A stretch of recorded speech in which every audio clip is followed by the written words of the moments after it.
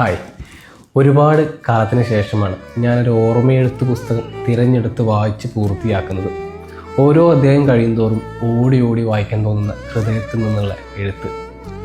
മാതൃഭൂമി പുറത്തിറക്കിയ ബാബു എബ്രഹാം എഴുതിയ കമ്പിളിക്കണ്ടത്തെ കൽഭരണികളെക്കുറിച്ചാണ് ഞാൻ ഇന്ന് നിങ്ങളോട് പറയാൻ പോകുന്നത്. എന്താണ് തെറ്റ്, എന്താണ് ശരി? ഈ പുസ്തകത്തിൽ ഉടനീളം ചോദ്യങ്ങൾ ഉയരുന്നുണ്ട്.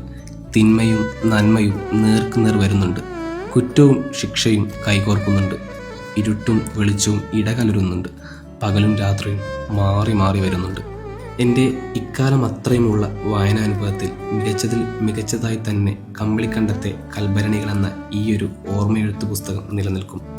ബാബു എബ്രഹാമിൻ്റെ ബാല്യം മുതൽ യൗവനം വരെയുള്ള അനുഭവങ്ങൾ ജ്വലിക്കുന്ന വിറകിൽ നിന്ന് തീപ്പൊരികളെന്ന പോലെ ചിതറിത്തെറിക്കുകയാണ്. ഈ പുസ്തകത്തിലുടനീളം അയാളുടെ ജീവിതം അധിക നേരവും കഴിച്ചു, വല്ലപ്പോഴും മാത്രം മരിച്ചു. തന്തയുണ്ടായിട്ടും തന്തയില്ലാത്തവനെന്ന പരിഹാസം കേട്ട് വളരുന്ന ബാല്യം.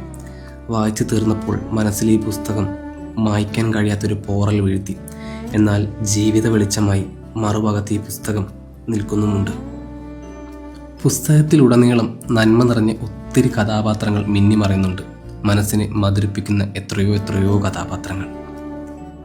നിങ്ങളുടെ മൂല്യമേറിയ വായനാ നേരത്തിലേക്ക് കമ്പിളിക്കണ്ടത്തെ കൽഭരണികൾ എന്ന ഈ പുസ്തകം ഞാൻ അവതരിപ്പിക്കുകയാണ്. ഓരോരുത്തരും വായിച്ചിരിക്കേണ്ട ഒരു പുസ്തകമാണ് ബാബു എബ്രഹാം എഴുതിയ കമ്പിളിക്കണ്ടത്തെ കൽഭരണികൾ.